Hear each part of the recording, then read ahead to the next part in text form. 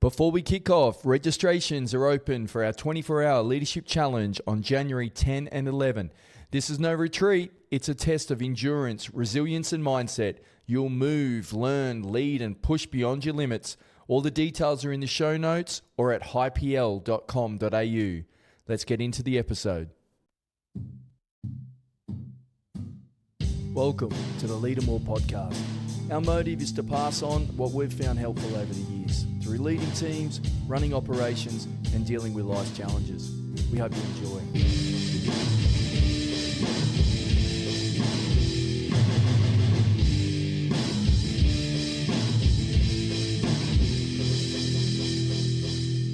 Jobe, welcome, mate. How you going, bro? All good, Greenie? Good. Pleasure to have you here, man. Yeah, what a room. Good little setup here, bro. Yeah, a bit of a man cave vibe going on. Man cave, yeah. Beers in the fridge, top it off. Yeah. Nice. Yeah, That's a bit early, bro. Yeah. 9:45. What's in that cup? Who would know? Yeah.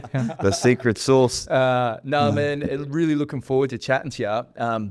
You do a lot of stuff with youth athletes, right? And really keen to understand, how you go about that and the reason why, right? Where's that come from? Working, unfortunately, it has some trauma with it as well.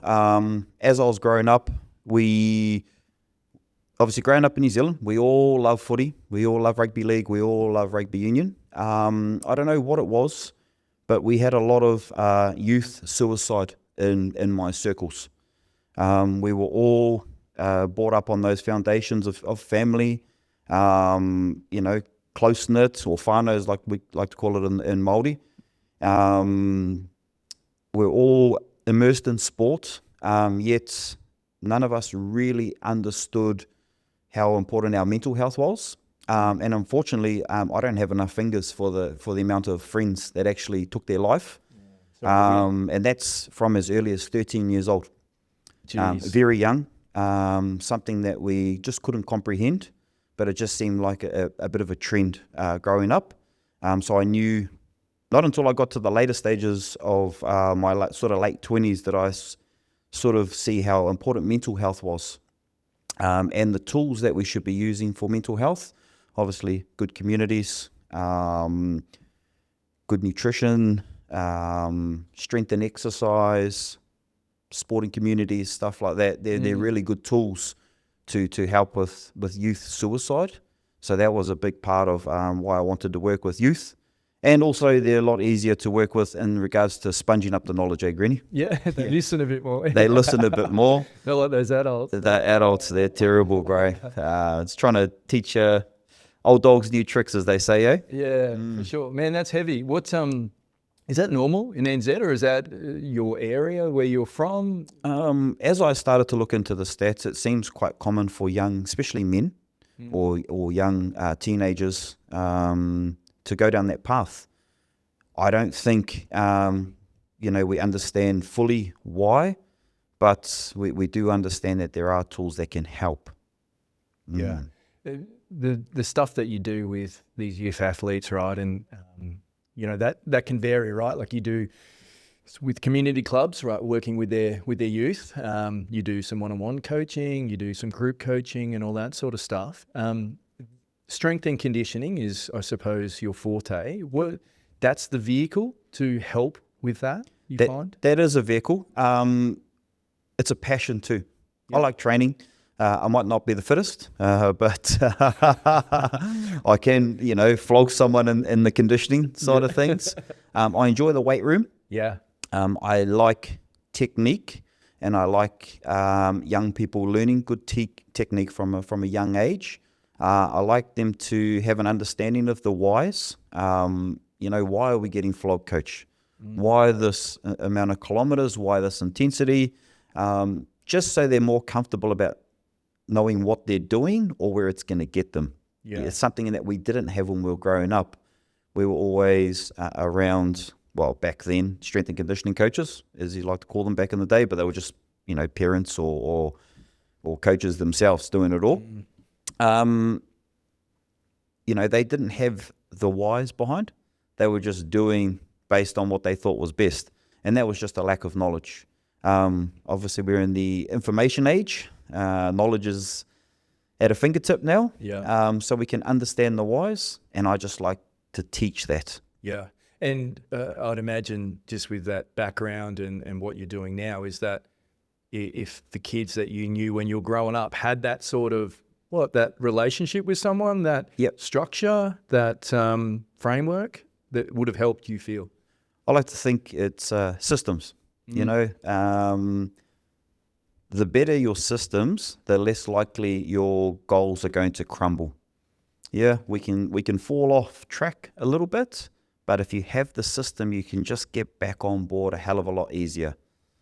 Working with youth, talk to me about the bad stuff. What's hard? It's generation. Yeah. This younger generation is a hell of a lot different.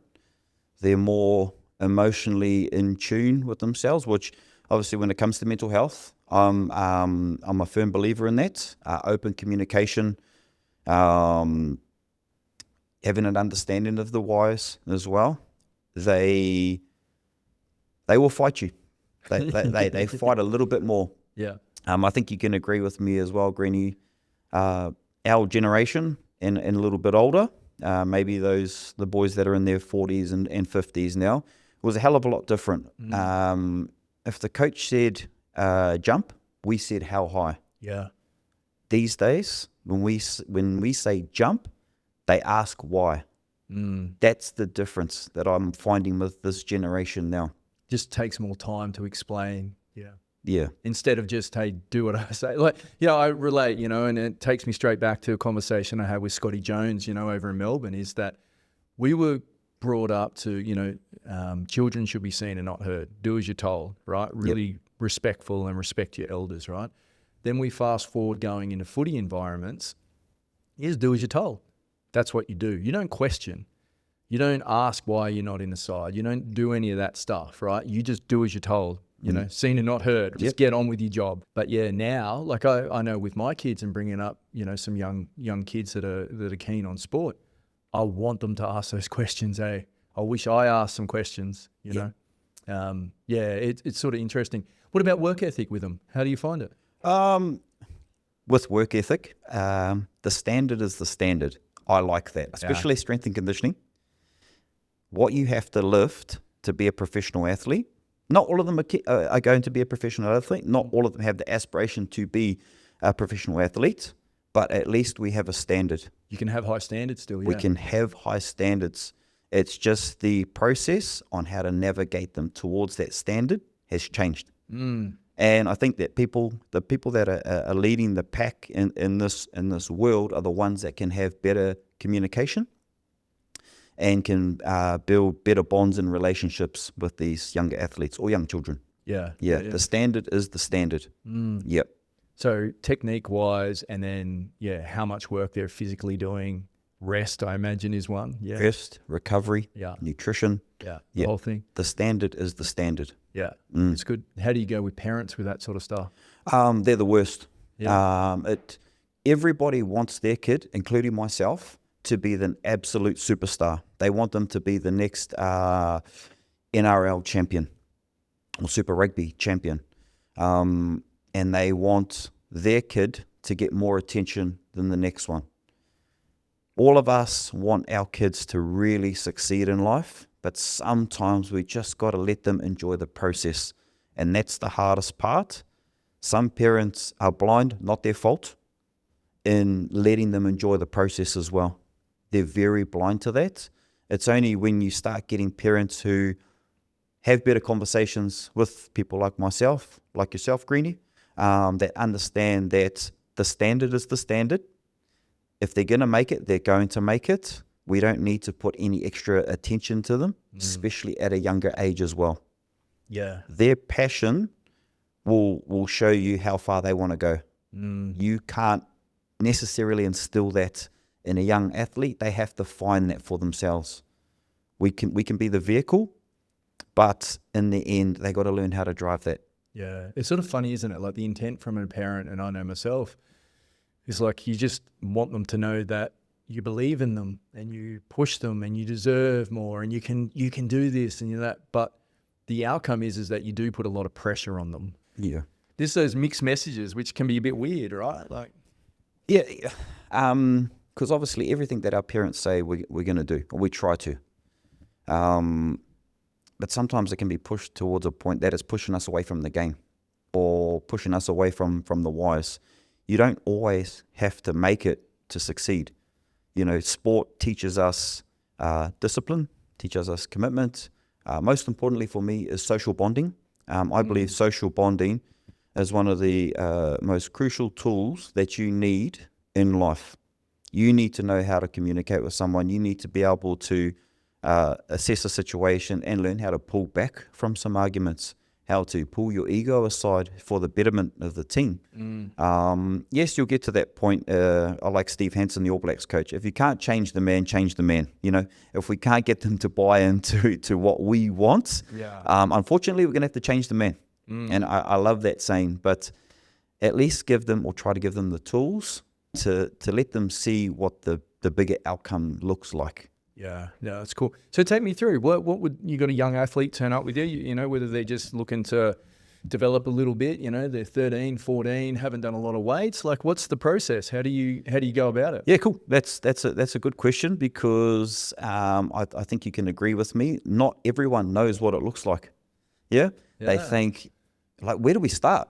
Do we start with, you know, are they fast enough? Are they fit enough? Are they strong enough? So there is a process. We start from the start. There's 5 fundamental movements that we should have all learnt as youngsters, and that is the squat, lunge, push, pull, and hinge. That is the basics on how our body should move. Science has showed that we're a lazier generation now. That includes all of us. That includes all of us. That includes all of us. That you know, our phone can tell us how much time we're spending on it, and it sends a weekly report every week, and I'm disgusted at it. Of your own, of my own, I'm disgusted at it. Oh, it's business use. Business use. I have to use my phone for business. You know, I have to create a reel. You know, but the science, the data's there. We're doing less. So we're not actually leaning towards these fundamental movements that we actually just learnt on the playground. Like I said, you know, the functional squat, stuff, functional, And that's why we enjoyed our sport. That's why we enjoyed our sport, because we knew how to move. This younger generation, it's getting worse, and science is proving that as well. So when we get into youth athlete training, I have to understand that they can't do squat, lunge, push, pull, hinge, that they can't do it. We have to learn those fundamentals first. Then we move into our running and sprint mechanics. Now, these are basic, because I'm not trying to teach someone how to be a 100-meter sprinter. I'm just trying to fix a couple of coaching cues. I'm just getting them to understand how to land, how to accelerate, how to decelerate, how to change angle. Those are not hard. So you can coach someone through those pretty easy. The next step is about giving them an environment to do it, and do it often on a weekly basis. And that's the structure, that's the system. And what does that look like for a kid just starting out? Is that a once a week thing, or is that whatever they want to do? Like, probably with this information or technology age, look, we do have apps, and kids are pretty savvy on the apps as well. I run all my programming through the apps as well. It's got really cool video tutorials, and I set up some structure for them. Do they have to do it 100%? Yeah. If you have that drive, you have the aspiration, you're going to follow things step by step. But if they don't, and they're doing it only 60 or 70%, I'm still happy, because they're doing more than what they would have before they come and see me. And at least they know what the fundamental movements look like for life, not just sport, for life. And the framework too, to figure it out, you know, with the videos, I've seen that app. It's great, you know, like it's really good. And the fact too that you can just see your progression, like that feedback loop is awesome. The fact that, you can just, you know, quickly check to see what you did last time. You know, it's there's no rocket science about it. It's just some basic things that can really help. My whole business model, Greenie, is based on what we track, we can measure. What we measure, we can improve. And I love that. And that data that I do get, you know, look, most data is meaningless unless you know what to do with it. It helps me have better conversations. What they're eating, their nutrition, what they're lifting, all of the above helps me have better conversations, and that's where the communication comes into it for me. And that's why my business model is based around that. Yes, what we track we can measure, what we measure we can improve on. Cool, because I've already set the standard. But the data allows me to have better conversations in getting to the standard. Yeah, and gets you to a better outcome quicker as well. It does. Yeah, for sure. I reckon you're selling yourself short though, right? Like you're talking about movements and hinges, but they're coming to see you. Why you? Look, You know the answer. Yeah. I can build good relationships. Yeah. I can build good relationships. I have a good understanding as well, especially if not from just the sporting perspective, but just from a human perspective as well. Yeah, I understand all different walks of life. I'm Indigenous to New Zealand as well, so always come from a minority background. I know how it feels to be left out growing up. It might not seem like it in Australia, but Māori are left out in New Zealand. We are made to feel that we're inferior. Really? Yeah, we are. And we've always had that fight against mentality, fight to show people who we are, fight to show our culture, fight to show, how much mana, how much strength we have. And it can come off as cocky and arrogant. And you've seen it firsthand, Greenie, playing rugby league. Yeah. The Māori boys will have this snigger about them. They'll have this arrogance. They'll have this ego about them. Even the humble ones. And Scotty Jones is a good example too. Yeah. His ego and arrogance, he shows it on the field. He's going to waste you. Yeah. And you can just see it in a snigger and a smile, the way that he wants to dominate someone as well. It's not just about playing the game, it's proving a point. Yeah. I'd imagine too, from a sporting context, like that type of drive and that type of mentality is a bit to do with why Maori, youth are so good. You know, would you say that? Like physically, probably a little bit better developed. Like I like the stuff that guys like you do, right? Because you need to be physically prepared, whether that's for life or whether you want to continually go forward in whatever sport you're doing, right? You need to be physically prepared.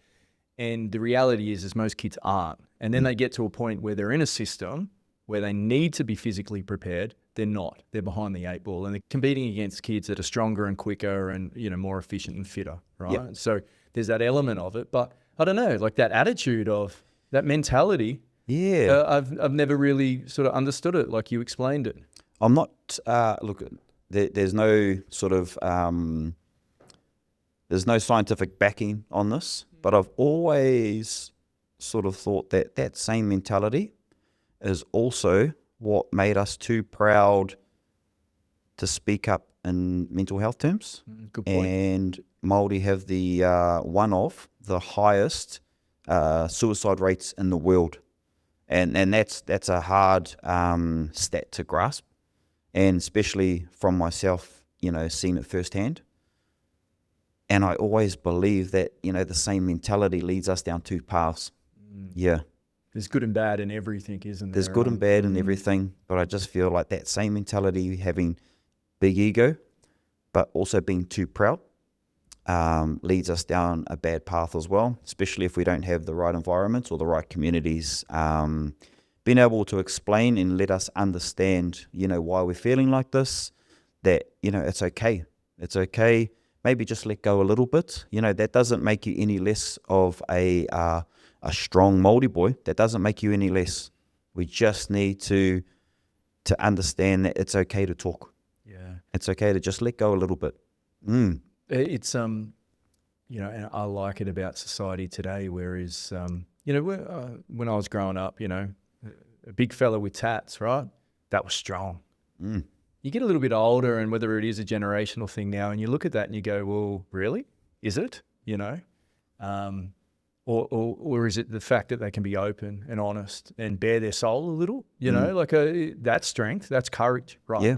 but that was never a thing when we were growing up. But that's for sure. We couldn't see it. No, yeah, and maybe that was because we weren't looking, or maybe because it wasn't on show as much. But yeah, it's that's a interesting point. That It wasn't an idea that we were fed from our elders. Yeah, agreed. So building relationships with young kids, how do you do it? What works?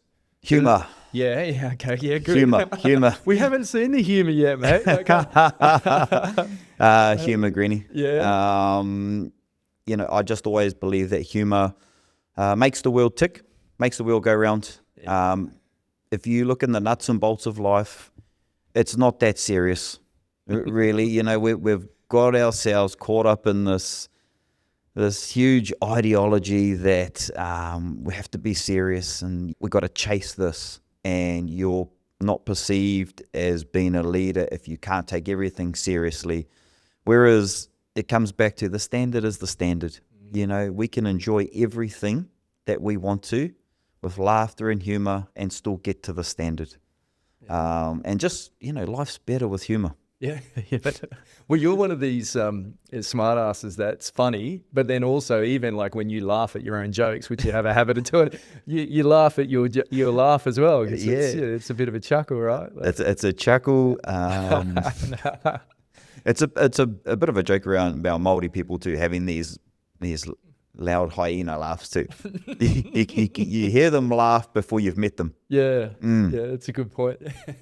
But humour is a big one, Greenie, especially with connection with anyone. Yeah, everyone loves comedians. Yeah, it's a common language, right? It's a common language, but I think I've heard once upon a time that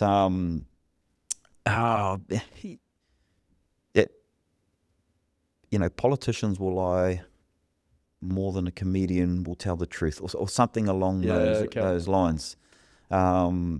So underlying messages that you know, you can actually get better messages from humor, from comedy. Yeah. Well, I think we all know what we're like in our own homes, right? Like there's normally a bit going on, a few jokes, you know, there's some honest conversations and so forth. But when we get out into the world, there's like this front of this perception of this is who I have to be. See it in leadership a lot, right? And I purposely wear what I'm wearing doing this. I purposely have stuff on the wall, which is just stuff that's from my home. You know, like this was here. Yeah. I don't need to change that. I don't need any big taglines to say, hey, this is what leadership is. Like I don't like that barrier. It is. I see it as a barrier because people see it and it's more an ego feed to the person, but then also to the others that are going to follow it, which isn't good for then the team, because it's not about you, it's about the team and it's about them. And I like what you're sort of saying about, okay, well, how can I break through to these kids first? Well, humour helps me.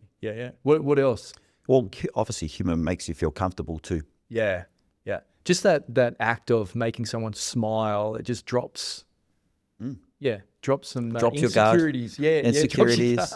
And if you're dropping your guard and insecurities, that means you're listening to me. Yeah. That means you're in a better position to listen what I'm trying to teach you. Yeah. They can become better sponges when they drop those walls.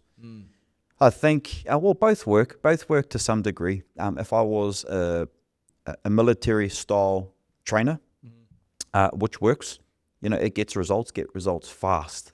But I choose not to go down that path because I choose to build a relationship with these younger athletes. But that's not you, right? It's not me. The army trainer's not me. No, that's not you. You know, whereas the funny guy who cares about community and loves his sport and wants to help people, that's you. Yep. And with that, I still understand where the standard is. Well, this is it's a good point, because that's where my mind is. Like, how do you go with kids of balancing that of, the humour taking over the standard, and it's not just being a fun time here. Like, we're here to work. We're here to work. Yeah. How do you go with that? Well, just getting I'll go back to, I actually read a really good book this year, Greenie. Yeah. I actually posted on Instagram yesterday. It's Atomic Habits. You've read it? Yeah. By James Clear. And it's massive when we want to do these cool things. And we want to make the NRL, but we don't rise to the occasion. None of us rise to the occasion. We always default and fall to the level of our systems. This is my job. I'm there to create systems. Yeah, I'm there to tick the boxes. I'm there to help someone go through the system to get to their goal. Yeah. Yeah. And when they fall off, they're not falling off a cliff. Yeah, they're just spraining their ankle, and we're getting them back in the system because they know what the system looks like. They're more likely to listen to you and follow that and adhere to that system with that relationship, right? Correct. Yeah. Yeah. And when they stray, you getting them back, you're more likely, you've got a stronger bond, so they'll listen more. Exactly. Yeah. We'll break down those barriers. We'll break down those walls. Yeah. No, that's cool. I like it. What about with the stuff that you do? You know, I know you do some things with some community clubs, right? And you've got a group of kids, right? And, you know, you get your dirty fingers in the ice. In the ice. Yeah. They're building up some germ resilience, just not some strength resilience. That's it. Yeah. They haven't got sick once this year. No sickies yet. Good. Much different there, just on a larger scale of your approach? Yeah. So it's the Coach Jobe Academy. Yes, it is more suited to performance athletes that want to do well this year. It's in its infant stages, but I'm liking that I've created an environment for them to have some schedule and to make sure they're putting in the reps at least once a week. It's all about an environment. If you make the Western Force Academy or if you make the Perth Bears Academy, the systems have been set up for you to make sure you turn up to get in the reps. I want to do the same. I want to build my business model around that as well, making sure that kids are getting in the reps. There's a sort of aspect of kids overtraining, right? Now, it combines with what you were talking about earlier, is that we're more inside, we're on devices, looking at TVs, not running around as much. Yep. Okay. So, all right, we'll play a footy season back in the 90s, and we'll go, you know, March through to September, right? Yep. That's our season. And in the off season, whether we're playing cricket or swimming or doing whatever, right? We're also out running around on our pushies all day long. You know, we're doing Now kids may be still doing the amount of sport, but they're not doing that extra stuff, right? So there's probably no concern from an overtraining point of view, doing little academies, you know, at different points, hey? You can see it because you know what overtraining looks like, and you know damn well overtraining is hard to get to. You've got to be mentally tapped in the head to be able to overtrain. Yeah, and that's a skill, and that's a mindset to get to that point of overtraining. But you know, with these youth athletes, I'm not too worried. There's no such thing as overtraining. There's underfueling. Okay. And a lot of them don't have the skill, the nutrition skills just yet. So this is where I come into it. Yeah. Help them with their nutrition. Get them to understand what their pre-workout meals look like. Get them to understand what the carbohydrates are doing in their system for that broken broncho. Coach, I was stuffed on the 7th rep of that broken broncho. What'd you eat, boy, before you come here? Fuck, I had those crackers. I said, I saw you have those crackers too. Yeah, like, fuck, banana next time, eh, coach? Or something, bro. Put a bit of honey on it, you know, make it taste nice. Have some jam on toast. Yeah. Just get those fast-acting, quick-absorbing carbohydrates in you. And it's just a simple conversation. And then we put some humor in it. It's like, I saw you eating those fucking crackers, boy. Yeah, I wanted something. Yeah. True, coach. You know, yeah. And it's good to have those conversations, or getting them to answer their own questions, or they have that realization how important fueling is for performance and how to recover from performance as well. That's a skill I'm trying to teach as well. That's a big part of my business model. And same again, the app is there to help. If I have that data, the data means nothing unless you can put it in a way that the young athlete can actually understand. Just packaged food is the trend that you find kids. Yeah, I got 3 teenagers, right? And it's just like you see them go over to the fridge or the pantry, right? And we've just shopped the day before, and they'll open it up, and there'll be some commentary about, there's never nothing to eat in this house, you know, and they'll grab a package, a muesli bar, right? You know, they won't make themselves something. There's all the stuff there, right? It's just easy. But do you find that that's the thing that kids do? Convenience was made to make money. by yeah, that's a good point. the big companies have found the sweet spot in both packaging, marketing, and on how food tastes. Just enough sugar to make sure that we keep going back. Keeps us addicted. It allows parents to buy the cheaper options in the supermarket with the marketing itself. It's got good color schemes. They're putting it at eye level. Like, there's a lot that goes into it when it comes to the packaged foods. You know, food companies are not there to worry about your health. They're there to make sure that they're making profit. Yeah, selling product. And because it's in a package, because it has preservatives to make sure that it gives it more shelf life, it's not the best for us as well. There are some preservatives that they're safe by food company standards. Off the top of my head, I forgot what it's called, Greenie, but it's actually a preservative. Once it's in the stomach, it actually triggers your hormones in your gut to say that you're not full. Like, yeah, those triggers get scared and they retract. So you're never really that full because it's these preservatives pushing out your hunger hormone. When you haven't eaten for a few hours, you're craving something, it is so easy just to grab it, and and then you want to go again and again and again. And a lot of salts and sugars for to preserve the food. More shelf life gives us more opportunity to make money, and this is the food company's model. Yeah, it's funny. Like that whole, and I don't know if it's 100% right, but it's like breakfast is the most important meal of the day is just a marketing campaign from what I understand. Yeah. It's just like, how can we sell more cereal? I think it was Kellogg's in the States or something like that. The food pyramid stuff and just how the influence of the different industries in America influence that, I don't want to sound like a conspiracy theorist. Yeah. But they've actually debunked and shown that the food pyramid was a farce and the scientists were actually paid off. So if you want to go down that rabbit hole, you can. I've watched something on that, and it was around that. It was about, I forget what area of agriculture it was, whether it was the grains. The grains, is that needed to be the highest one. Yeah. And then Australian, we adopt everything from over there. Yep. No, it's crazy. So the education on that, how do you go about that? Is it just those constant sort of conversations and things like that? Are you sharing like some, you're sharing information? Like how does all that go for kids and their parents? So with kids and parents, obviously the parents are involved with the app as well. Just from a safety point of view, they just get to log into whatever their child's doing as well. They can look at their activity.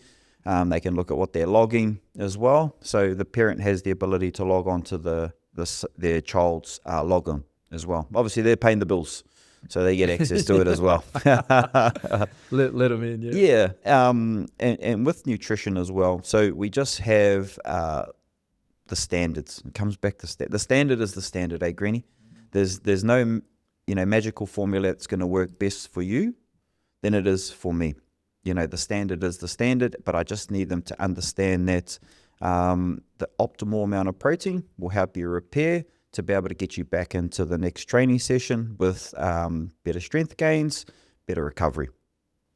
You're going to learn the optimal amount of carbohydrates, and you're going to learn how to separate, the fast-acting from the slow-absorbing carbohydrates.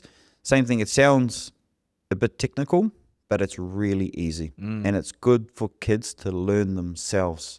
When they're logging their own food, they're answering their own questions, and I love that about teaching, and I love that about coaching. I love athletes, not just young, even seniors as well, for them to answer their own questions by going through the process as well. Yeah. That's the best way to learn. You would have loved this process when you were growing up, right? So I actually got all this. I got all this. I was actually lucky. I grew up in the academy systems. I was handed everything on a platter, and I didn't realize how much of a privilege I got growing up. Okay. Yeah, I was with the Northland Rugby Academy from a young age. I was given everything. I was given, high performance coaching, nutritionists. I was given the environments. I was training with the seniors. I was given everything, Greenie. There's no reason why I shouldn't have succeeded because I took it for granted. I took it for granted. But a big one for me is, why did only 5 or 6 of us get these opportunities? If I look back now, I can answer the question. It's money. At the time, it's money. You got to pay for a nutritionist. You got to pay for strength and conditioning coach. It's not a hindrance, but like to look after 6, 15-year-olds logistically, because we're from a big region as well. So all the petrol vouchers were paid to all of us to make sure we got the training, everything, Greenie, you can think of. I was touted as the next big thing in our hometown. Even though if I look back, I don't know what could have happened. But I was given every opportunity to succeed, and a lot of the boys did succeed. They went on to Rennie Ranger, become an All Black. Okay. Ross Wright ended up becoming, Blues, Super Rugby, a New Zealand Māori All Black. Derek Carpenter, Blues, Northland 100 Games, and the Sunwolves in the Super Rugby. So there was only 5 or 6 of us in this academy that were given all these great opportunities. Such a privilege that I believe I didn't take full advantage of. Arrogance, ego, and just probably not the right mentors in the right places. Yeah, well, this is probably what I was going to ask is like, what was that? Like, if you had your time again, what would you change to be able to, make the outcome different? Because that's what obviously you're trying to do with kids now. Exactly. Right? So for them to learn from, your mistakes, it's like, what were those mistakes? Yeah, so you mentioned just arrogance, right? It just sort of went to your head a little bit, you find? Yeah, for sure. So, obviously the New Zealand training camps and that, I'd be the first on the list.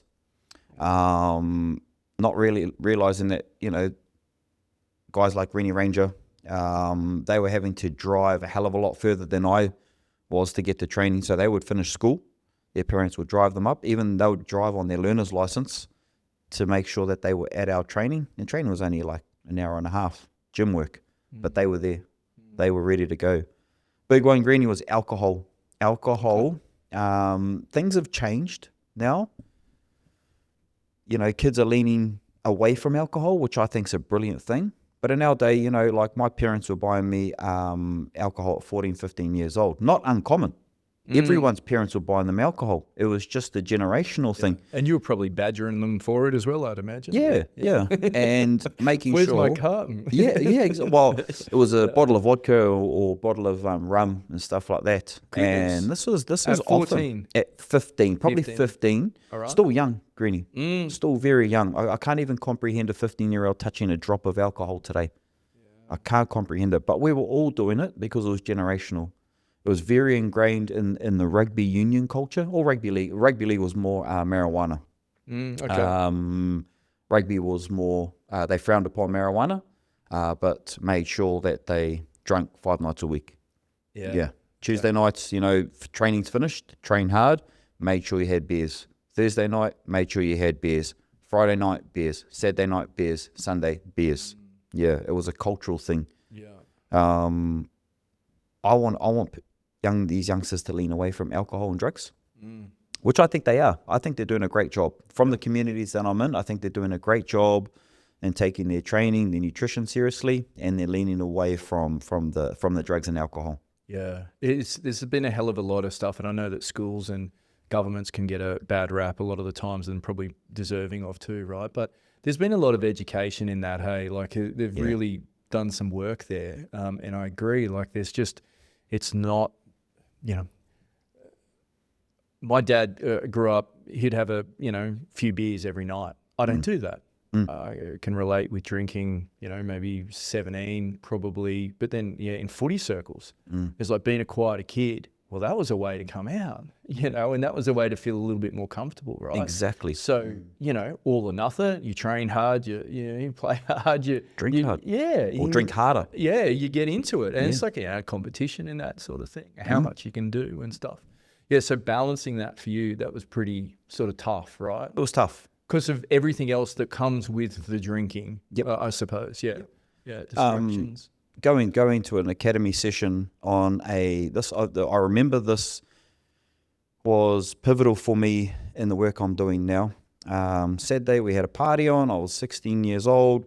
normal party that we have on Saturday nights, but I knew on Sunday morning, I can't even remember his name, but I knew that we had the All Blacks sports psychologist in on the Sunday.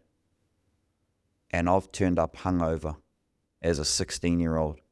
This should have been one of the most crucial times in my life. We didn't care for psychologists. Like, why on earth do we need a psychologist? Yeah. Who was a psychologist? What even is it? Yeah. What is it? What do they do?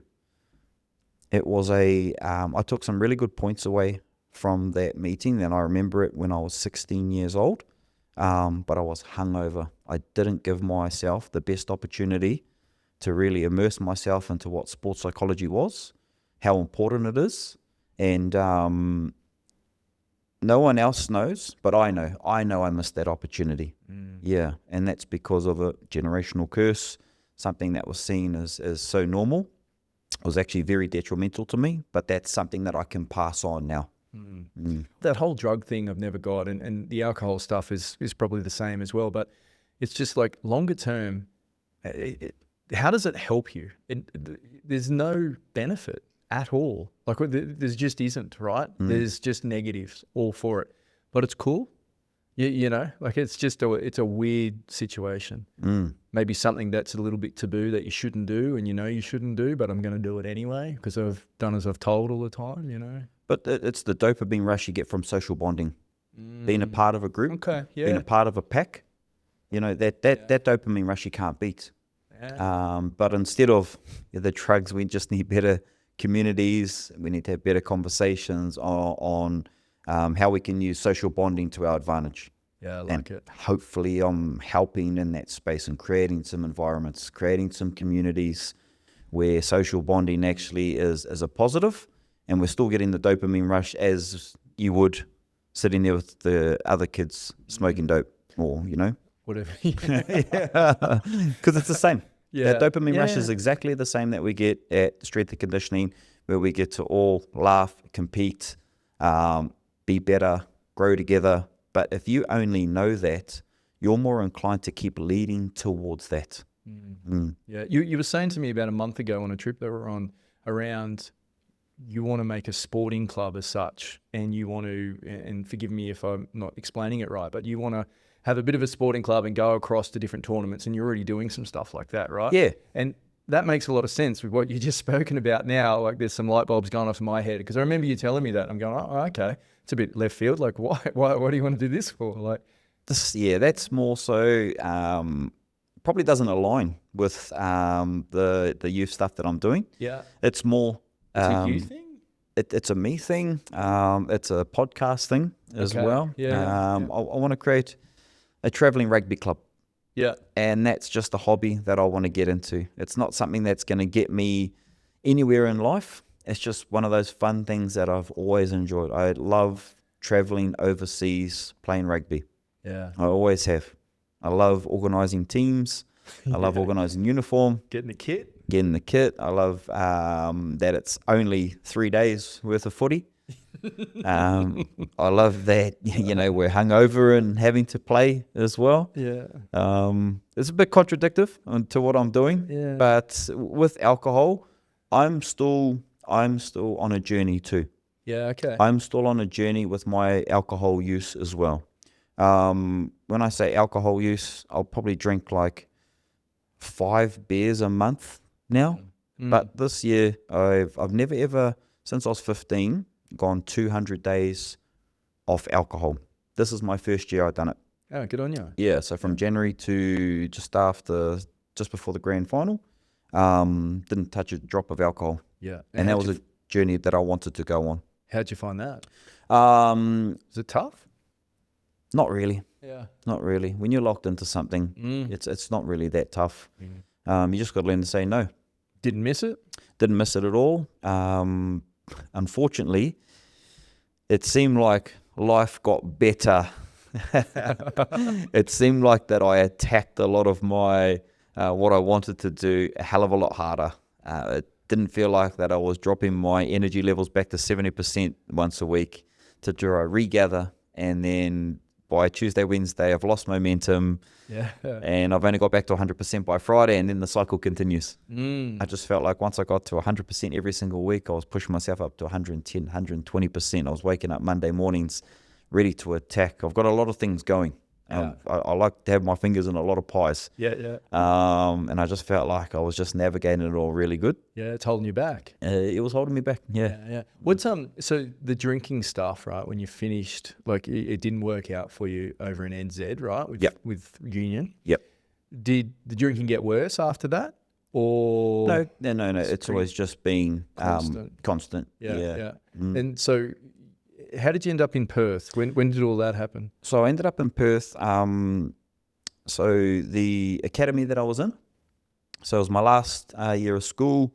We've won the first 15 comp, and Northland Rugby have offered me like it was the academy. I wasn't in the first grade squad. I was only fresh out of school, but there was going to be 5 of us that were going to train full time, and Northland Rugby would pay for our whatever we wanted to do. So like TAFE, they would pay for if you want to go and do a builder's course, go and do a builder's course. If you want to go and do teaching, you can go and do teaching. We'll pay for it all, but you are in the top squad now. Okay. At the time when Mum and Dad had split, Dad was in Sydney. Both my parents very supportive. But I wish that I had been able to go to at least one of them. Well, Mum always, like Mum's mum. Do whatever you want, boy. If it makes you happy, if you need some money for a trip or something. Like she just didn't understand how important these crucial moments are. And most mums don't, right? They're just there to love their children. Yeah, and that's the sort of mentality Mum had. But I just needed a mentor at that particular time. I wish I had rang my dad because he went through the same drama. Once I explained what I went through, he went through the same drama with his dad about coming to rugby league. There was a scholarship in Sydney for him, in Brisbane for him, that he just chose not to do, but he wished he had a mentor helping him at the time. And then my mates and I were approached by a guy from Perth who players were looking for ARCs down in Harrisdale. Yeah. We got a car, a job, and a rental. As soon as we got off the plane, straight into the house, had the car, had the job. And that sounded pretty sweet, bro, as a 17-year-old. Yeah. That sounded pretty, with my 4 good mates. Bit of adventure. Yeah. Bit of adventure. Didn't even know where Perth was. I was supposed to go to the meeting with, at the time, the player manager was Hector Davies. And I didn't turn up to that meeting. I'll always say sorry to a guy called Tim Eves. Tim Eves was the local, the West Australian sports editor. Right. And I had a good relationship with Tim, and he used to love giving flack to all the rugby players because he read about them, obviously, and how well the team was doing or how they weren't doing, but he was definitely immersed in those circles. And he pushed me, he batted for me. Oh, really? He batted for me, and he said, you need this boy in the top squad for the next couple of years. Do whatever you can to, and I didn't turn up to that meeting, Greenie. And I got on a plane, and I come to Perth, and I haven't seen both of them since. Yeah. I'm good friends with Tim's good friends with my parents and that. I have him on Facebook and that, but I haven't said sorry to him. It's that's over 20 years ago now, bro. Goes quick. Yeah. Hard to get over that. No. You're right. Move forward. Move forward. Yeah. And Perth's given me an incredible life. Yeah. How did you find it coming across? What you thought Perth would be like. You didn't know too much about it, and then you get here. What did you think? Yeah. I really enjoyed it. I loved it. We lived in Kelmscott or Armidale, and there was a train that took us to Carousel, to the middle of the city. I couldn't believe how good the public transport was. We worked at Woolies, and couldn't believe that I was on like $21, $22 an hour. Obviously the rate at the time for adults was about $13 or $14 in New Zealand. Really? Okay. Yeah. I was ringing my parents and saying, I'm on $22 an hour. They were like, oh my God, you're rich. You made it. Yeah. I made it. Yeah. Yeah. Once I got to maybe $800 or $900 a week. I couldn't believe it, eh? Yeah. Yeah. So this is where you got into like warehousing and logistics, right? Warehousing and logistics, Yeah. yeah. So you were in their supply chain as Supply such. chain, yeah. And what were you doing there to begin? It was just picking and packing. Yeah. On a pallet rider? What Pallet were you doing? rider. Yeah, cool. Yeah, pallet rider. I hope you didn't hit any racking. Couple of times. I'm sure you reported it, right? Yeah. And then there was a lot of guys from the rugby clubs and rugby league clubs as well. A lot of guys from North Beach and Oh, really? a lot of the, like Palmyra rugby. Like it was just a bit of a hub for if you signed up with an agency, that more than likely they would have sent you to Woolworths. And this is where most rugby players got their first opportunities for jobs in Perth. And just really enjoyed it. Good little community. Yeah, moved into the dispatch world, and then started to lead teams from when I was pretty young. Yeah. Early 20s, I think maybe 23, 24.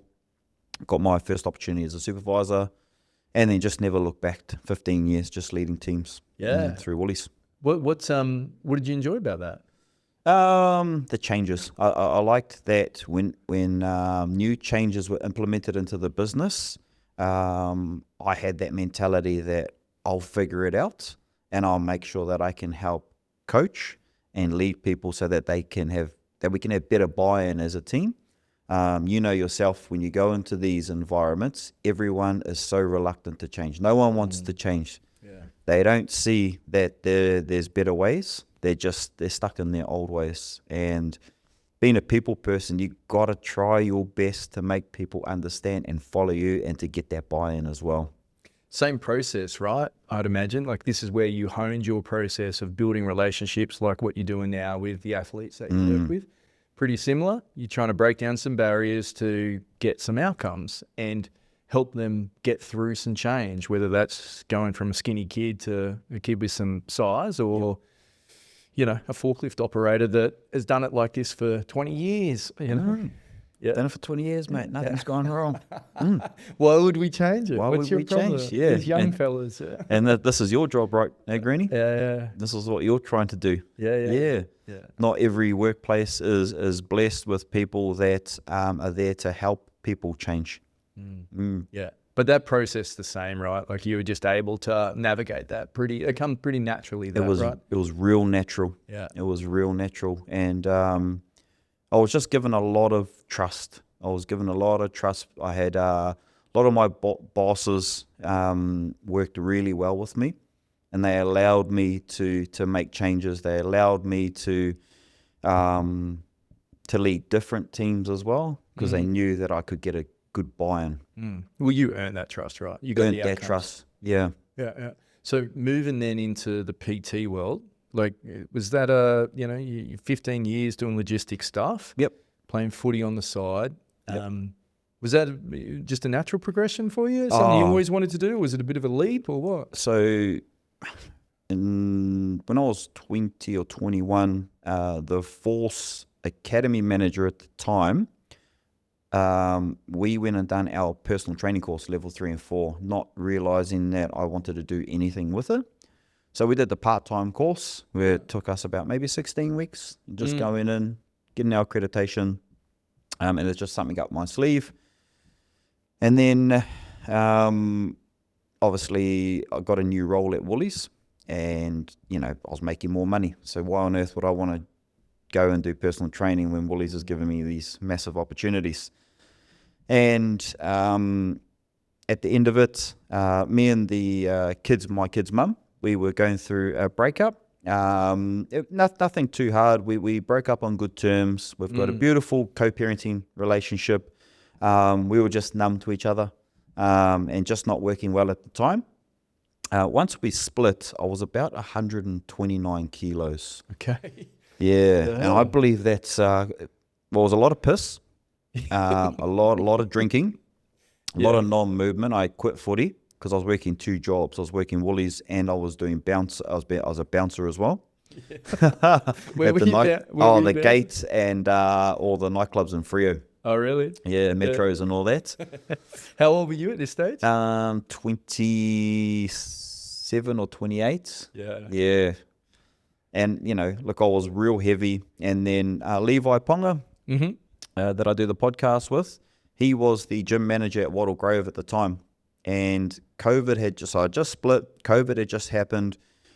For some reason, everyone wanted to hit the gym because they were denied that opportunity to go to the gym. Yeah. So he had like 150 people sign up in like 2 weeks or something like that. He said, hey, bro, I've got all these group classes I need taken care of. Can you please help me out? And I said, my tickets are not even valid. He goes, I don't care. I need you in there. I said, bro, I'm 129 kilos, bro. You know, like, I don't look like a PT here. Would I last a class? Yeah. Well, obviously I was just coaching it. Okay, yeah. And I started doing it, and he was like, bro, the members love you. Because I knew what to do. You know, like, like I said, like, if you've played footy before, you're a high-performance strength and conditioning coach. You know exactly what to do. Yeah. Taking these classes, and he just couldn't offer me enough. And he was like, they were $50 a class for an hour class, cash. And then he was offering me $70 for the class, and he was asking me to do more. And I just said, bro, I've got a full-time job too. Yeah. And he's like, I just can't handle all of these people coming in, and, you know, the members love you now. And then I got to a point I was a bit numb. I was at work, and I was doing the same stuff, logistics, right? We're trying to get a product from A to B. And that's what I've done for 15 years. The most efficient way to get product A onto the shelf.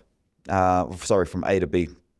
And I was like, is this my life? Yeah. Like, is this Will Jobe? Is this what it's going to be for the rest of my time? Yeah. Is this me until I'm buried in the ground? Yeah. I thought there's more for me. There's more for me. I need to get into something, you know, like, and I actually sat down and wrote a few things, because I like the skill of writing it down. Yeah. Seeing it and putting it into the universe and having it there. That's what you wrote down. That's what you believe. Yeah. Just to give you that push and confidence, Will? Yeah. I don't know. I don't know even where it's come from. Maybe school, maybe something, but I just like writing it down. Yeah, it helps you. Yeah. Like all of us, you know, none of us really write down anything that's going wrong. You know, like we want to write our goals and where we can get to. I find that when people start to write on a piece of paper, it's always goal orientated or direction driven. And, you know, the first thing that came to mind was like, I'm good with people. You know, PT could be the vehicle. And then, I made a decision to quit Woolies. They just offered me another role, and it was a coaching role as well.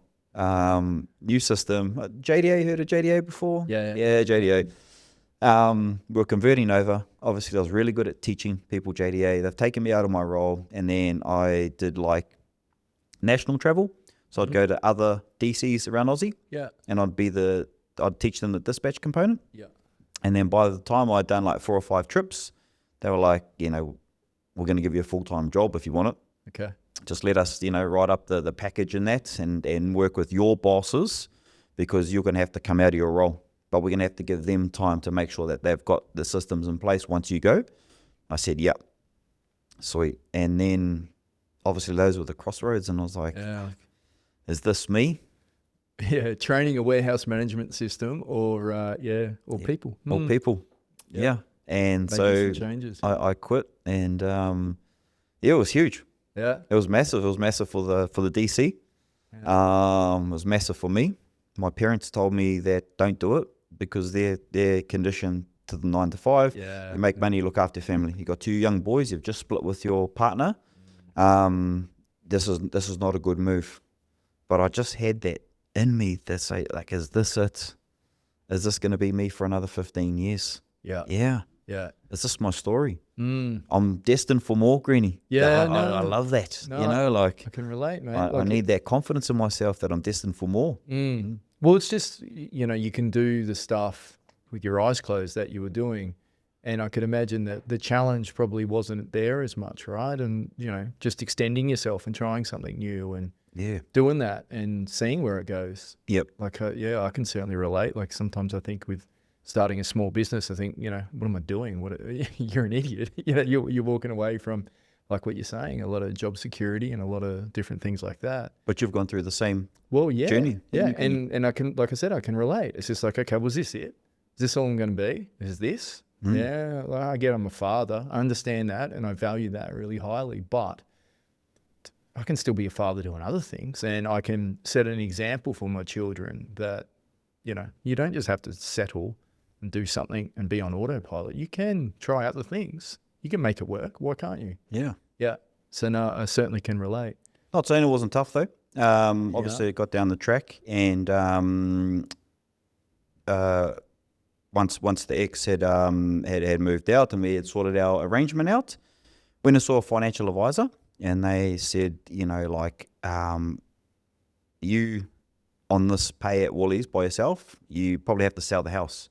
But he said it so casually, you're gonna have to sell the house, without giving me any other options. And it scared the shit out of me, eh? Yeah. And so that's why I looked into the PT, where I'm not governed by time. Like, there's a lot of different things. I can run challenges. I can, raise my prices, better gyms, anything. That the world was my oyster in the way that I could make money. Yeah.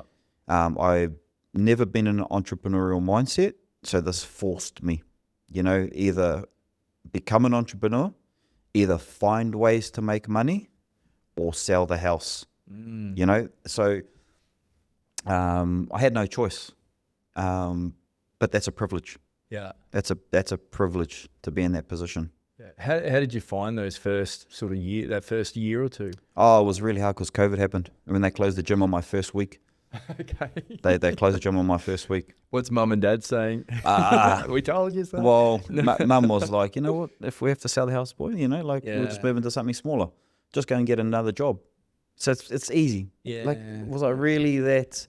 I just, this is life. This is life for all of us. We can all go back to zero. It's fine. Yeah. It's fine. It's just an ego thing.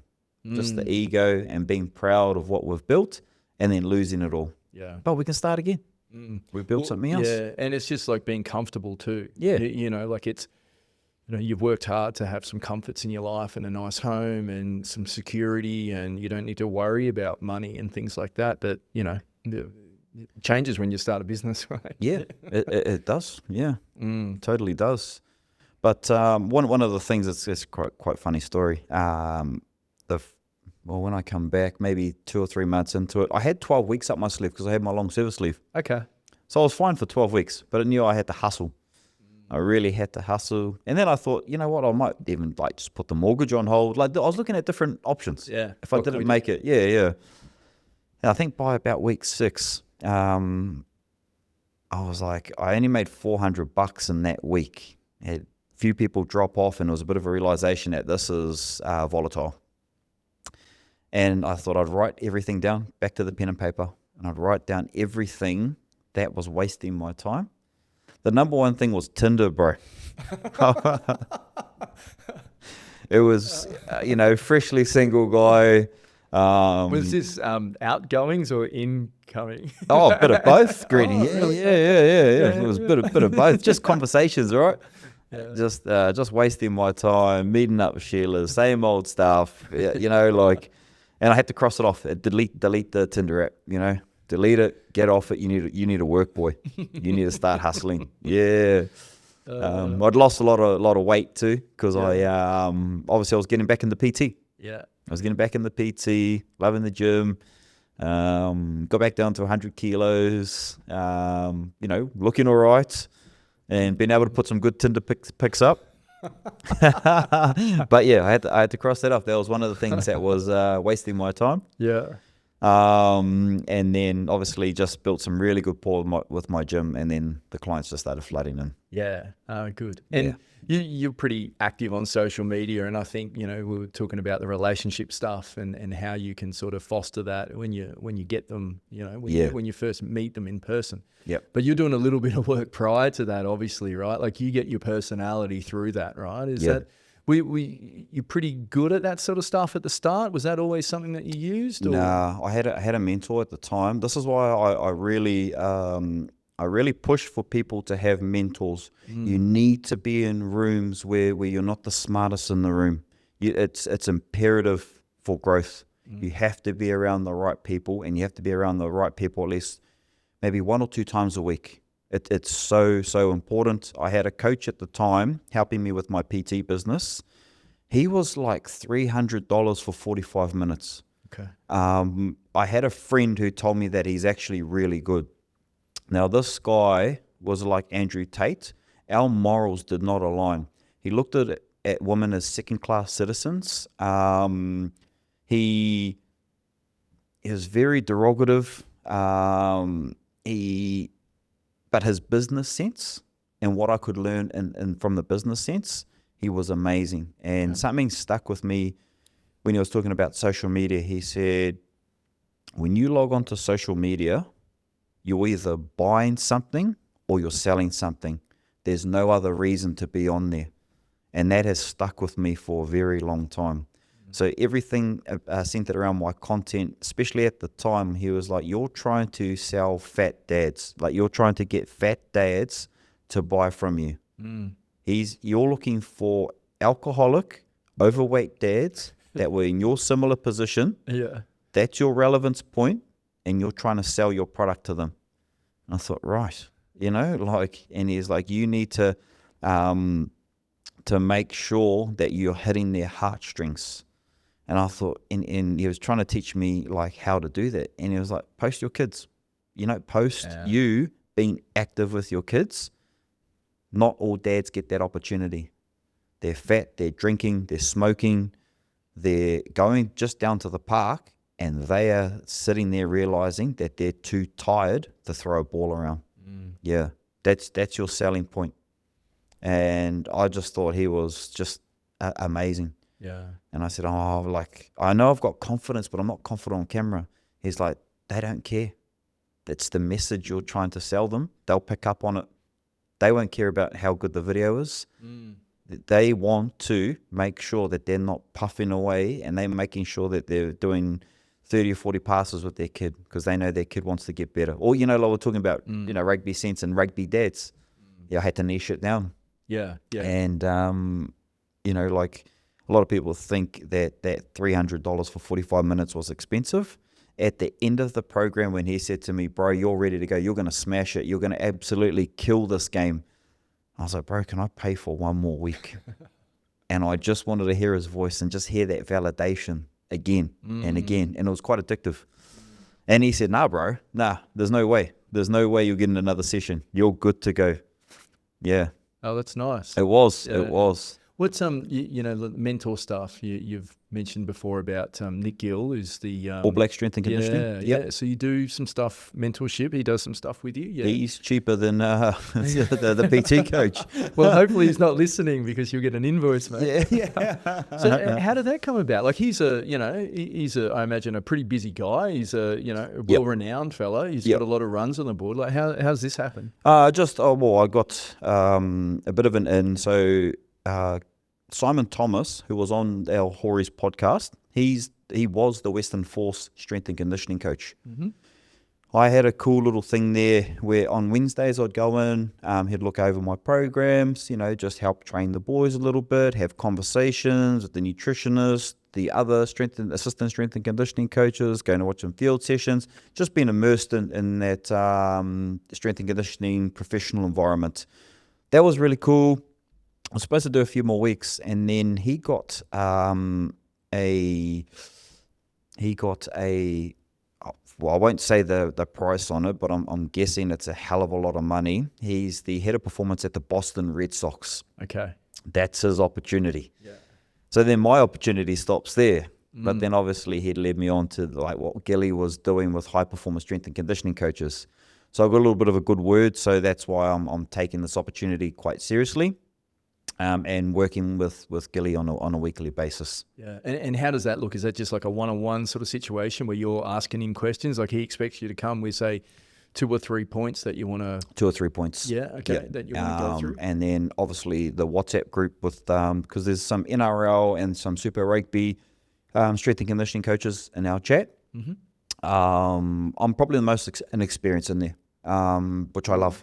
Yeah, which I love. Yeah, they're asking some really informative questions, and a couple of them didn't make sense at the start, but as I'm going through the mentorship, it's starting to make sense and the whys. And I love that once you get that light bulb moment and make that connection that I've learnt something new, being around people that, more experienced than myself. Yeah. And what's outside of, I suppose, that knowledge stuff? Like, what else is that given you? Like, what is that? Is there some validation there of like? It's all validation. Yeah. Okay. It's all validation that you're on the right path. All right. Yeah. It's all that's all I want. I want to know that I'm walking into South Perth, and that session is just enough for amateur grade football, and that they've got the right programs to give them just enough stimulus on a weekly basis. Then it's my job, which he's big on, people first, people and connection first, build the relationships, because the standard is the standard. But I just want to know what the standard looks like so that I can get on to working the way that I want to work, and that's building relationships. Yeah. Do you worry about that? Is there a little bit of, I suppose, concern that, hey, I'm good with people, I can do that, I've proven I can do that, but the technical side of things, that you sort of just worry a little bit about that? I worry about it big time. Okay. Yeah, because I'm not the smartest in the room. Yeah. Some guys are just really good with the numbers. Really good at the numbers, and they're methodical, and they've got good precision. I feel that I sometimes lack that. That's why I need this mentorship. Yeah, I need to understand the question faster now. I need to make sure that I'm up with the play. Yeah, and technically then what is that added to you? Like, you're learning stuff, right, from the people that are going through the same process, and from Nick, right, just about how that all works, yeah? But technically, what is that sort of added to your repertoire? Is it just, better ways to go about things? Is it different standards? Is it like, what is that? Well, it's just allowing me to understand what the standard is, so that I can drop my guard and get them to drop their guard, so we can go back to building relationships. I don't know if I just sounded like I was repeating myself just there, No, but right. yeah, the technical side of things. As soon as I understand what the technical side looks like, and as soon as I start getting some experience with coaching the technical side of things, then I can bring the human factor back into it a hell of a lot quicker. So instead of spending so much time on the technical stuff, he helps me get there faster, so that we can rip it back quicker and start working on the human side of things. Yeah, well, look, the reason why I asked, and probably just inquisitive about it, is because, spending some time with you at South Perth over the last sort of 12 months or so, it's like I've been involved in different things. I've, coached some good sides and understand some things, and exposed to some really good strength and conditioning guys. But the technical stuff that I saw you doing was on the money, right? And it was perfect for the group that we had there, and it was tailored, and there was a lot of thought that goes into that. And it's, you could have, hey, this is what the All Blacks do, and this is what we're going to do here, right? Well, when you've got someone who's 120 kilos and can't, run from here to the car park and back, well, that's not going to work, right? So how do you tailor that? And then again, like, you've got a harder situation than an All Black setup, is that they're all high performance, they're high level, right? Yeah, there's some age, there's a span of age there, and some young guys that are probably fitter than some others. But you've got guys that are, semi-professional, and you've got then some weekend warriors that you've got to try and tailor sessions, and you've got them all there together. I thought that you navigated that really well. But the other thing too is just on the human side and the relationship side, is that even if you didn't, you'd get a pass on some of that stuff because people liked you, right? Because you'd spent time to build up a relationship with them. Yeah. And it's, I don't know, like the technical stuff I get, right? I really do. But the human stuff that's the one. Yeah. Yeah. Like you got to know what you need to do, and you need to be at the cutting edge of things. I get all that. But, like you were talking at the start about the 5 basic movements, like that's been like that since we've been in caves. Like it's not anything, hard. Exactly. Add some resistance to those 5 fundamental movements, and there you've got a really good program. Yeah. Working with the senior guys, right? Yeah. You mentioned it before, they don't listen as much. What else have you sort of found? What do you like about it first? I like it because this generation, obviously, if they're playing the senior footy, they're in my age bracket. The 25s to 35s. Yeah. And we just love to have a good time. We understand that we need to put in hard work. We don't care what that looks like. We just like to get into that mentality of working hard and working hard as a team, and then enjoying a couple of good beers afterwards, having a bit of a laugh, getting into that culture. That's what I love about senior football. They're a bit more relaxed about things. And I just know in my role now, the old style coach is starting to leave. And this is what I'm getting in my mentorship stuff as well. The old style, not just rugby, but this is PT as well. The older style of coaching is starting to phase its way out. If you don't get up with the times, you're going to get left behind. Yeah, so I need to navigate that world now. So I need to still work with our senior boys so that I can help better develop our youth athletes to make sure that that integration's still there, because the older style coaches are not focusing on integration. Yeah. They're losing their way, unfortunately. Yeah. Yeah, it's not you'll just do as you're told type thing anymore, even from an adult, like in that generation, you grow up and you're in your 30s and your 40s and it's like, well, hey, I don't need to be spoken like that too. Like this isn't going to fly anymore. You know, like if you've built a relationship with me and you're one of us and you're here for the team, not yourself, well, let's go. We're on, you can yell at me, no problems. You've earned it.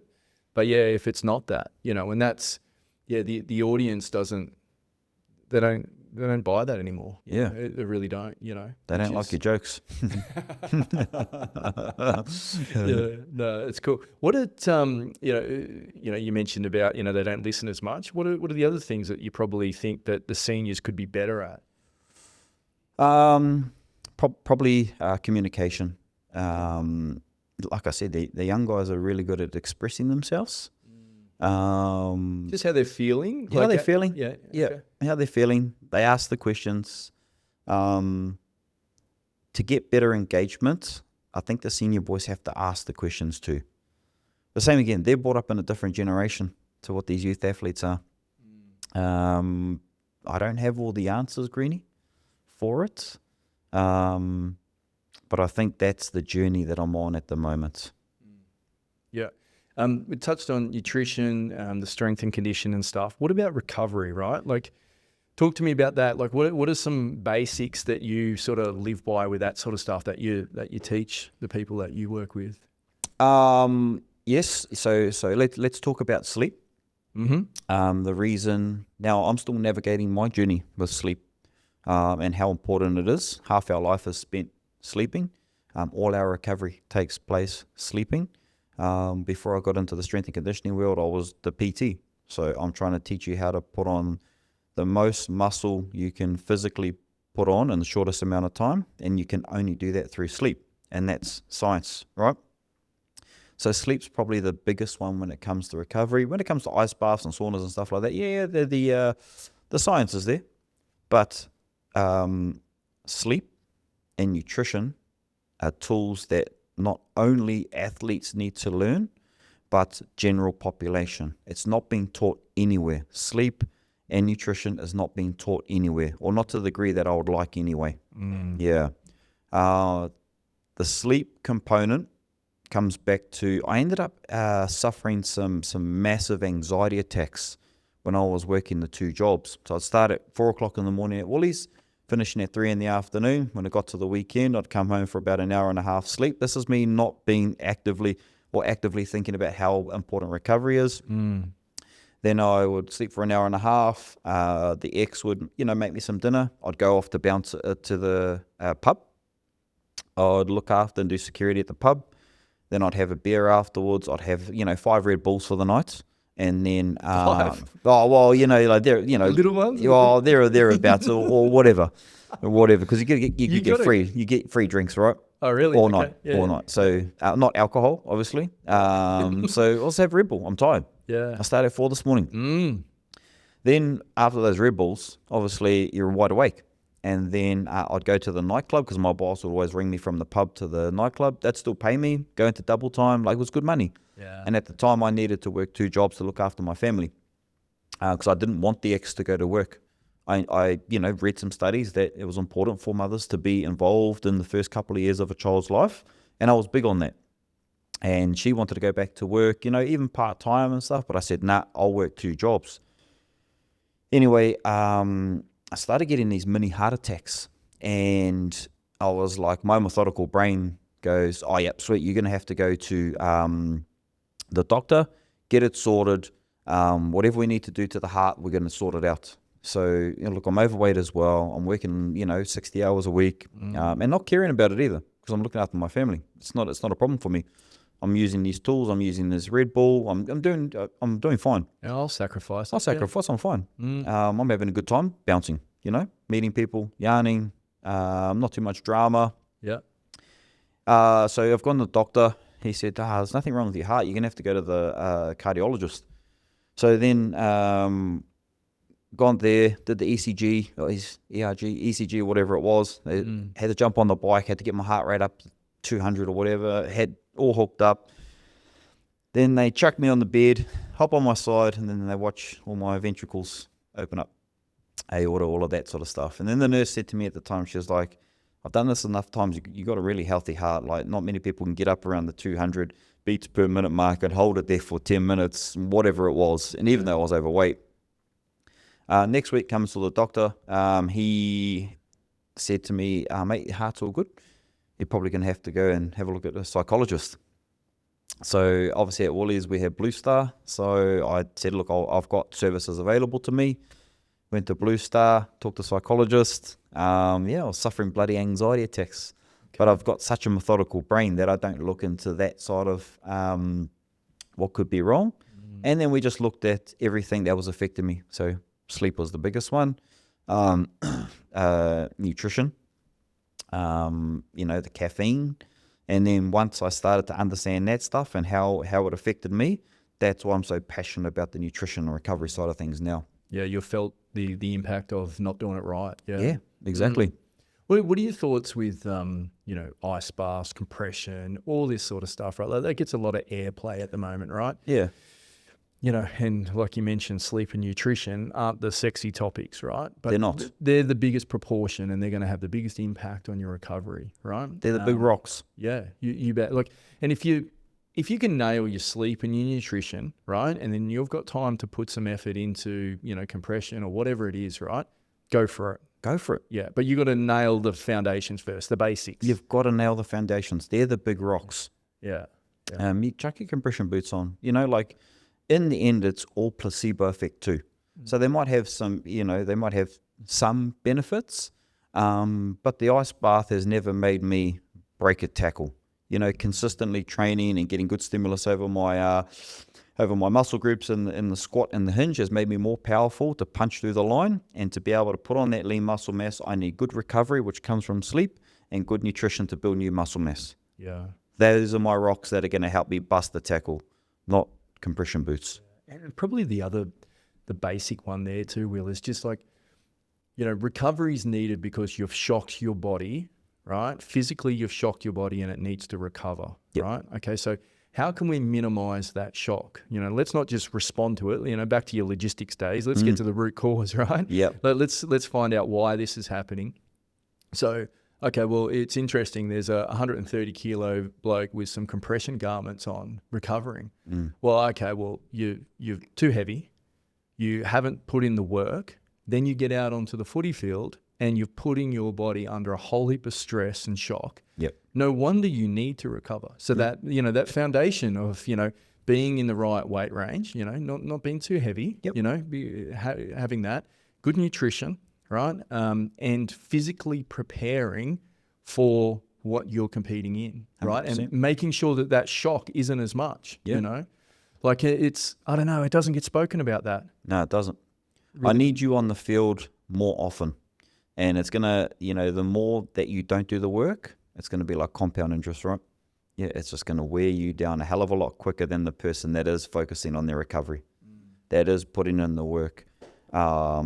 Especially with the NRL clubs, I like what they do. Go off season, do your thing, have fun, family, friends, go and have a few drinks. But when you get back, we're doing your skin folds. And if they're more than what's acceptable for a high-performance athlete, you're going to Fat Boy Club. So everyone in the NRL knows what the Fat Boy Club is. You don't get to touch your ball. You got to get yourself back in condition. You need 3 to 4 weeks to shave off your 30 seconds off your Bronco because you've come back out of shape. You may need 4 or 5 weeks to get 5 kilos off to get yourself back under 20% body fat. Yeah. You don't get to touch your ball. That's the Fat Boy Club. And if you're in there more times than not over like 3 or 4 years, well, unfortunately, bro, you're not going to have a contract. Yeah. When we were at that conference, I forget who it was, but someone from the Storm made a great point. Is like the off season, our off season block, right? Our 12-week, 18-week block, whatever it is, it's not to get you conditioned. It's for footy, right? So you've got to come conditioned, and I think, particularly with recreational sport and community stuff, it's just like, the off season, I can abuse my body, I can let myself go. I've got the off season. I'll get into shape then. And it's like, again, that's going to affect your recovery. But hey, we're missing out on some footy stuff. We've got to give old Joe, 3 hours with these guys because they can't run to do a drill. Exactly. Yeah. They can't handle the needs of an 80-minute game. Yeah. And that shows in their Bronco score. Yeah. So testing important there, like you mentioned. Huge. Yeah. What you can't measure, you can't improve type thing, right? Exactly right. And the standard's the standard. Yeah. It doesn't lie. Doesn't lie. That's what I love about this job, Greeny. Yeah. Honest conversations. I can give you all the motivation you want. I can tell how well you're doing. You might be doing really well as well. And I'm allowed to have that conversation with you. But a standard's a standard. Yeah. But to be honest with you, I'm just on a bit of a journey. I have no idea what I'm up to. I really don't. And I'm just loving it, eh? Yeah. Being in the moment. Yeah. Being in the moment. Created this lifestyle now that I have spent so much time with my kids. That's something that no one can take away from me. Yeah. In the most important stages of their lives, I was very present. And in the end, was it about them? No, it was about me. It was for my need to be engaged in coaching my kids' sport, having the flexibility to do it. And I remember my oldest Titan said to me when I was working at Woolies, he said, "Dad, I don't want to go to Osh Club. I get tired. And I don't want to go." Osh Club's the after-school care. Yeah. And it gutted me. Because you're working. Yeah. And I'm tired. He wants to be near you. Yeah. And I said, I promised him. I said, I'll work hard for that boy. I'll work hard. And within 6 months, I've walked him to school every single day. And I'm glad I did too, because I thought I had more time to walk them to school. But now the neighborhood kids all picked them up on the bikes now. So I've lost my opportunity. It was so quick. Yeah. So we started walking, we started biking, picked them up every day, just because I got to choose my own hours. But that's a moment in time, my moment in time that no one can take off me. Still navigating what I'm up to. Yeah. And in the end, like, I'm privileged that I get to base my business model and the way that I make income is around games. Rugby league's a game. Rugby union's a game. Lifting weights a game. Everything's a big game. Well, it's an extension of your personality, right? 100%. Because it's all about what you enjoy doing, what your, I suppose, background experiences is, the things that you wish you did differently, helping others not make the same mistakes, all that sort of stuff, right? Like there's some really, really nice motivations there, that's for sure. Yeah. That's good to be able to speak like this too, Greeny, to find out and reconnect myself with the whys. Yeah. Especially on the All Black psychologist at the time. After this, I'm going to find his name. I remember it was a big deal. It was a big deal, and I had no idea why it was a big deal. Yeah. And at the time, well, now we can see the impact that Gilbert Inuka had on all these sporting environments. Man City, New South Wales in the Origin. Obviously, the All Blacks is the big one.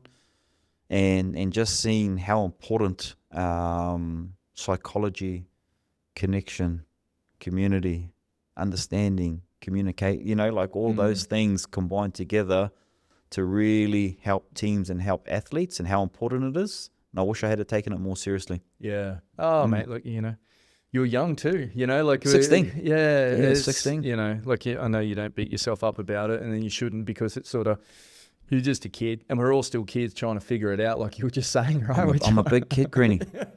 Yeah. I'm a big kid. I'm still 18, bro. Yeah. Yeah, and loving it. Yeah, just a few more skills. Yeah. Just a few more skills that I've acquired along the journey. Yeah. And then hoping to give that back so that someone doesn't make the same mistakes as I do. Yeah. And that's life, really. Yeah, that's cool. Talking about big kids, talk to me about the podcast, right? Like The potty. I love it. I get into it. Yeah. What's going on? You got some guests coming up that you can sort of give us a sneak about, or? Yeah, we're going to drop a podcast with Perth Do Food. He's one of the big influencers here in Perth, with going around to different venues, and that was a really cool chat. Yeah. And why he started that. We've got some big Kiwi artists coming over for some big concerts. Yeah. We've had the likes of LAB, we've had Corella, we've had some Indigenous boys here from Perth, South Summit as well. And these are full-time musicians now. Yeah. They're making their stand on the world stage, which is really cool, and it's just a privilege to be able to talk to them on the potty as well. How do you tee that up? Is that just through Instagram? Just yarns. Yeah. Just Like yarns. you just reach out to them. People of people. Yeah. People of people. And you find that people respond. Yeah. Some do, some don't. We love that we're all of us only separated by about one or two people. It's crazy how much we're all connected, but especially in the communities, right? In the sporting communities, we know someone that knows someone. Yeah. And that's all we need to be able to tee up something when they come to Perth. We're navigating a new world for our podcast as well. We want to make sure we get to 100 episodes. Yeah. What is that now, you reckon? 80 something. Okay. 80 something now. Yeah. Yeah. And obviously we've built our name. We've had the most high profile guests we can, we've had a few Wallabies, multiple All Blacks, world heavyweight champion Lucas Brown, or the only Aussie world heavyweight champion of all time. We had UFC fighters, Aaron Tozama. We had one of New Zealand's highest profile comedians, Joey Damon, and they just willingly gave up their time just to yarn. Yeah. And I love it. How do you go, like, before those? Are you pretty nervous, or are you good, or what? Well, I like to think that I'm the guy that actually can get the conversations and put a bit of life into them, Cairo will start. He's got a structure. He's got a schedule. Pong has his questions, and he's more of a character than I am. What's with the bloody Queensland jersey all the time too? Oh, he loves it, bro. He loves it. He loves it. That's because it's just his cousin. He can't even. We can't even get Kalen Ponga on the potty. Yeah. Every time he comes to Perth, they go to this family dinner, and he's supposed to rip him out of the family dinner afterwards to bring him to the potty. Having a good time, and they run out of time. Oh, guys, I want to stay with the fams. He's like, oh, come on, let's just get this hour out of the way. But we haven't been able to navigate it yet. Yeah. So you're setting the mood. You're I like to think that I know a little bit of something about everything. I like to deep dive a bit further with our guests. Yeah. So you research a little bit, like you do a bit of stalking. 100%. Yeah. Have to. Yeah. That's good. Have to. And like I said, we know a little bit about everyone because our circles are so closely connected. Yeah. They there's a link there. That's cool. Yeah. Because it is a leap to entrust your story or your time to people. Like, what am I doing? Who am I going to go and speak to here? Are these guys all right, or are they not? I bet a lot of them research as well and ask questions as well. Is there some common themes that you've had through some of those successful people that you've sort of had the opportunity to meet and things like that? Is there anything that's sort of 100% that everything that all of us have used as an excuse as to why we can't do something every single one of those people or guests have used that excuse as something that's driven them to go even harder. Okay. That's what I've found. The ones that see as an excuse will not succeed. Those that have seen that issue or that problem and looked at it as, I need to solve this problem or overcome this issue, that's how they have got to where they've got to. Obviously, Nick would be great to have on that, right? Yeah. Be good to tee that up. Well, because he's seen 20 years of how the All Blacks have turned. So he's been involved that whole time. The whole time. Okay. Every single World Cup, since they first bloody won it. And, 87 is the first time we won it. I mean, when we went through that period there of 2007, where we lost the quarterfinal to France, and then it was actually Tana Umaga in that, and Gilbert Anuka in that actually set the tone. Kevin Mealamu, Dan Carter, Richie McCaw, they set the tone for that period there where they were just invincible. Yeah. Well, that period of time, right, that span of years, it's just like how much change would have he had to gone through just on how he gets across his message, or, what he needs to do. 100%, that would be interesting to sort of know, wouldn't it? Yeah. I still don't think he's the most methodical strength and conditioning trainer out there too, in regards to like data and that. He just seems, it's only from the outside looking in, just seems like he just nails the basics right. Yeah. And he doesn't need to write it down. You think he's probably just, hey, I can feel that this is a bit off. Yeah, just experience counts for everything. Yeah. Well, yeah, and it's just the confidence that gives, right? Like it's just that validation. From you, like it's just that extra little spring in your step. Yeah. Yeah, especially with now that I've got the confidence that what exercise is going to work best for this younger athlete. Well, nothing really. Anything that involves this, squat, hinge, lunge, push and pull. Yeah. Well, we're talking press. Yeah, well, we're talking about it before, and like I've mentioned it to you here. It's just like that relationship stuff, and we find it with the people we work with. It's all about relationships, right? And building that trust. No one's going to listen to you unless you can have all the information in the world, and you can be so technically perfect and know everything. But if no one wants to listen to you because you're a know-it-all, it's a waste of time. Yeah. Yeah. So that human element, like we're people, well, let's connect, right? Like let's do that first. There's a Māori proverb that after your speech, once you speak to everyone, because, public speaking is a big part of Māori culture, especially being a male, you always finish your speech, he tangata, he tangata, he tangata, which means tis people, tis people, tis people. So whatever's happening, whatever gripe, whatever you need to do to be able to solve problems, it's all about people, people, people. Yeah. And that's a Māori proverb that we end all our conversations with, to remind people that it's just humans, it's people, it's people, it's people. Yeah. No, beautiful, mate. Hey, appreciate your time. Hey, and thanks, Brady. I love a good yarn, bro. Yeah, I know, mate. It wasn't hard to convince you. You're like, yeah, get me in. When tomorrow? Yeah, bro. Let's tomorrow. Go. Yeah. Well, I think that's what it was. Yeah, bro. I love a yarn. I know that. Yeah. That's it. I appreciate it, man, and I appreciate you being so honest about it, and love all the work that you're doing with the young kids, and giving back from that point of view. You got some real pure motivations there that are, trying to, help the younger generation, to just live their lives to their fullest. So, man, love it. Really, really do. So, thanks, Greeny. You're doing some really cool stuff here, bro, with the leadership stuff. It's I can see how it's going to really help others. I know that you just go into workplaces and stuff, but it's actually helping a hell of a lot more people than you think, bro. So just keep going at it. I love it, bro. Good work. Thank you, mate. You sort of question it sometimes, for sure, like anything. But like anything. Yeah, but I appreciate you saying that. It's it's a journey, that's for sure. So, yeah, awesome. Beautiful. Love it, All mate. right, Greeny. Cheers, bro.